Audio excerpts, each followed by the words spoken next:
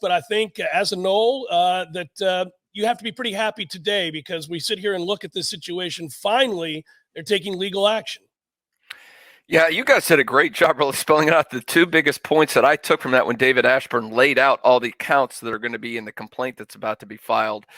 Were for the fiduciary duty that the ACC had, and you guys referenced 2016. I thought that was big. It seemed like, I always had the impression John Swofford was his biggest concern back then was keeping the conference alive to the detriment of the members. It didn't matter. It was all about keeping the ACC alive as long as possible, and that can be in conflict. I think that's a very viable, actionable complaint that it is in there for that, and I think he did a great job spelling that out. And Corey nailed that too. As soon as he threw out that zero figure, so here what they were talking about, what David Ashburn was talking about, the penalty aspect of things. You can have a penalty in a contract, but it can't be unreasonable as it relates to the actual damages. In this case, so obviously that 572 million figure that's thrown out it's pretty obvious that's not reasonable. Throwing that zero out there that's a negotiation thing because we got you in Florida courts. You're in Tallahassee. You may get zinged with a zero. Tell you what, let's negotiate this thing for 200 million. We'll call it a day. You go your way, I'll go away. So that is a strategic count right there to put that there to hopefully get them to the table to negotiate that out. Whether that happens, we'll see. I don't know about the other complaints. A lot of them are just thrown in there. You got the antitrust one in there, some of the other ones, but those are the two that really stuck out to me the most in this thing. And, this is the thing. I know the reaction. I'm glad they pointed out too, that it's going to be, Florida State got snubbed in the playoffs, so they're mad, they're filing. This has been going on for over a year. They've been taking several trips up and down to Charlotte to review these hidden documents. They went out of their way to say how secretive this thing and how unusual it is that they're hiding this stuff behind closed doors. To me, that's a big deal. So that's some of the thing. I was always hesitant to comment on this because we don't know.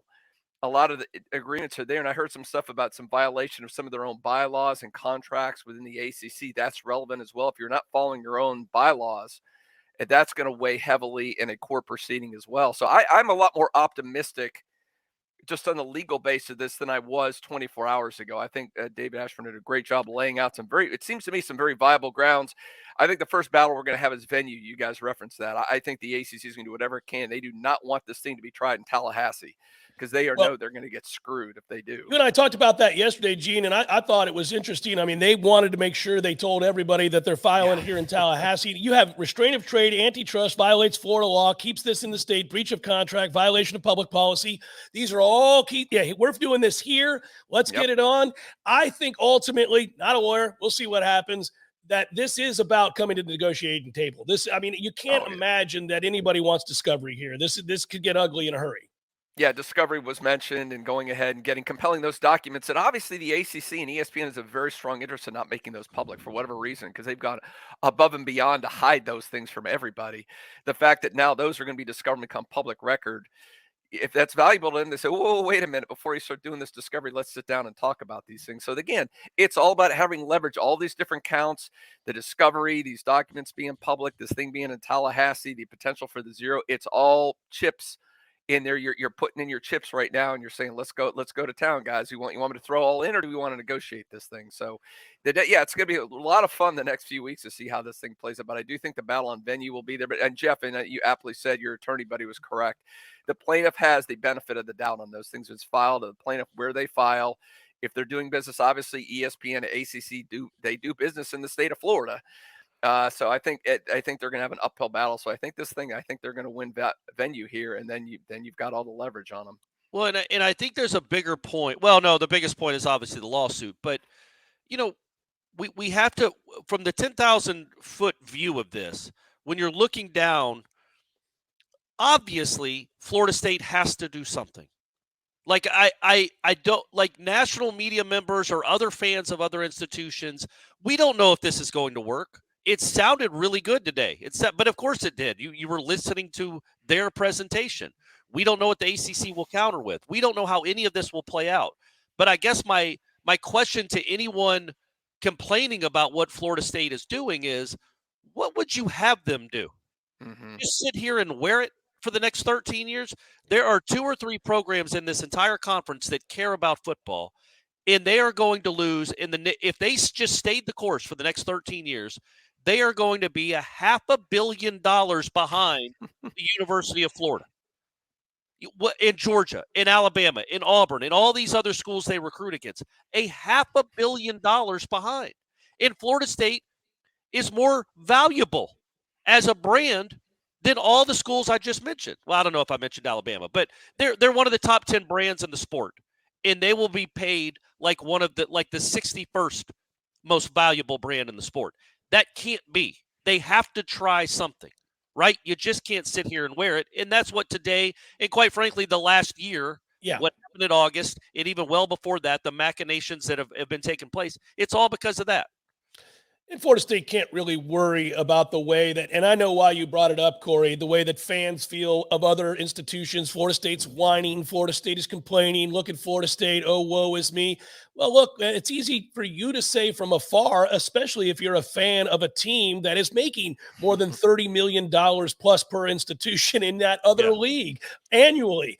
There's no way, and that's why the word untenable was used originally, that Florida State could sit idly by. They had to do something. In fact, I think many of us in the Florida State community were beginning to lose patience. We had heard the saber rattling. We had heard the comments about how this is untenable and something must be done, and nothing was done. And we kept waiting, and every day that went by, you wondered, do they really have an answer? Do they really know what they were doing when they decided to go public with this the first time around? Turns out today validates those initial observations from the Board of Trustees. That today shows you that this was part of a process in which they were hoping to get something done prior to this moment in time, but it became clear that hope wasn't going to get it done, that filing a lawsuit was going to initiate their ultimate goal in some capacity. Now, we'll see how it plays out. None of us know. But today was inevitable, and now you know that they were willing to take action and not just speak on this publicly in the hopes that something would happen. They were always going to arrive at this day. And don't we all think people are going to look at what happened with that nonsense in the boardroom in Dallas with the college football playoff as the final straw? I think the final straw is Cal, Stanford, and SMU. When they were added, I think that's when Florida State said, well, obviously this conference just doesn't care or understand what we're talking about and what we're trying to be. We've got to, like, whose idea to make your conference more valuable is to add 3 non-valuable partners? It just doesn't make sense. That's not so. If you're trying to assuage Florida State's concerns about the viability of this conference long term, you don't bring in Stanford and Cal and SMU. And I think that was really the final straw, not the nonsense that happened 2 weeks ago with the College Football Playoff Committee. Yeah, I mean, and you wonder if that 15-member number, which was referenced during the Board of Trustees meetings, also key because FSU, let's say Clemson, North Carolina leave, they still got their 15 members, and I guess that still keeps them within some multimedia framework with ESPN. Where they're still getting their distribution, so I think that's in there too. Here's the thing that may be lost in a lot of the national people. They're going to start. I'm sure we're going to see all kind of stories and TV shows and everything else about this over the next several days. And I'm curious the path, but I hope it's spelled out that this is not, Florida State didn't just do this because they're mad about even what happened with SMU and Cal and all that, or what happened with the playoff snub. This has been going on for a year. They have been, you don't think they've been negotiating or trying to negotiate with ESPN, with the ACC to get this worked out? I mean, it was brought up. We worked on uneven revenue distribution. They weren't having it. All these Wake Forest and BCs are like, screw you. We're not going to give you a dime more. Too bad that, we teat off you and we take all your money and revenue that you're generating for us. So, I mean, I hope that is mentioned, that they have been trying for over a year to get this thing done. And the ACC hasn't budged, frankly. They haven't budged. And I believe, hearing this, I think they have breached their fiduciary duty to FSU. And it's Alford pointed out, you mentioned, Corey, it's a simple math problem. It doesn't add up. They have no choice in this matter. You can't sit back and just, again, hope or keep negotiating. You can negotiate till the cows come home. It's never going to make a difference. Yeah, what confidence would you have? Say you did, for whatever reason, stay until 2036. What confidence would you have that they would get a good deal for you then? None. You know what I mean? They're still going to be 3rd or 4th. Well, you're not a top 10 program either at that point, Corey. Absolutely, yeah. You can't go to the Big Ten or absolutely. SEC. If they still existed, you're nothing. You're Georgia Tech at that point. Quick, kind of curious big picture question here as we round things out. I am today that Florida State fans, I think, are all very excited, got the news that they wanted. Florida State's moving forward with a lawsuit today, which is nice to hear. But I say that for the purposes of those that just joined us. But I do wonder, Gene and Corey, your opinions on this. You think Florida State does this if they don't think they have an offer to one of the two? Or are they doing this regardless? Corey, you want to go or you want me? No, I definitely think I don't know if there's a handshake agreement. Not legally, they couldn't have one. I mean, No, but like a wink, well, you nod, could nod, shake a understood. hand. You could shake a hand legally, Jeff. But no, I think that yes, they have probably been told they have a landing spot. But at the same time, look, they're such an attractive brand. But the Big Ten could rightfully say, "Look, we would love you to be here. Can you come?" Yeah. And this is the first step in that. Make Right. yourself available, and then you go from there. But I don't know if an agreement's in place. I don't think they're too worried about where they would land. They're Florida State. They're a top 10 football program in the country by every metric, most notably ratings. That obviously, even if the SEC is like, no, we're good, we got Florida. The Big Ten would love to be in the state. Yeah, of they're a Florida. monster asset. Of Yes, course they are. monster. The numbers bear that out. I'm just kind of curious, would they have pushed as hard as they did beginning right. when they did to get, to this point if they didn't think they had that in place? No, I don't think. Yeah, I agree with you. I think they had something. Again, we on a smaller scale, you could talk about with NIL. Well, it's the cousin. You can't tamper. Of course, we know. We don't think. Mike Right. Olfer's not on the phone with the player or his parent, but I mean, the uncle of the friend could say, "Hey, this school, if you leave, you might have this." It's the same kind of situation here. I've talked to enough Big Ten insiders and people that are connected. Look, they talk all about, the Big Ten doesn't want FSU and they want Virginia or all these other parameters. At the end of the day, I've been told Fox is freaking drooling over the prospect of getting a Florida State, a Clemson, and a North Carolina to have that footprint in this part of the country. They got the West Coast now. They got the Central Coast. They got the Northeast. This is the chip that's left for them. So don't buy that. Yes, I 100% believe there is a wink, wink, nod, nod. You guys get out of the ACC unencumbered where we don't have any lawsuits or anything like that, and you're a free agent. Boom, we're getting you in. I have no doubt that that's it. Whether that's gone on the SEC, I don't know. Jeff and I had that conversation yesterday. I wonder if maybe we can bring that open for discussion. Has that ship sailed because now FSU has poisoned the well, or they poisoned the well too much with FSU that we're like ESPN, screw you. We're going to your competitor at this point. I hope not. I get it. Yeah. But I mean, there'd be a lot of fans. I guess they'd be, anything's better than the ACC, I suppose. Yeah, they'd get over it, in Gene. bed with your enemy, so be it if your enemy's going to pay you a lot of money, I suppose. Yeah, they'd get over it. And it's funny how these kinds of big time contracts work. You can have sworn enemies find a way to smile in order to share the largest piece of the pie. I mean, at some point, right, it becomes about the money and it becomes an argument for ESPN. All right, these guys are serious. They're actually filing a lawsuit. Now the rubber meets the road. Are we going to lose an asset like FSU and perhaps Clemson if they go with them to the Big Ten to a chief competitor? Do we really want to do that? I don't care who in the SEC speaks out and says, we don't want Florida State. We already have a team in the state of Florida. Screw them.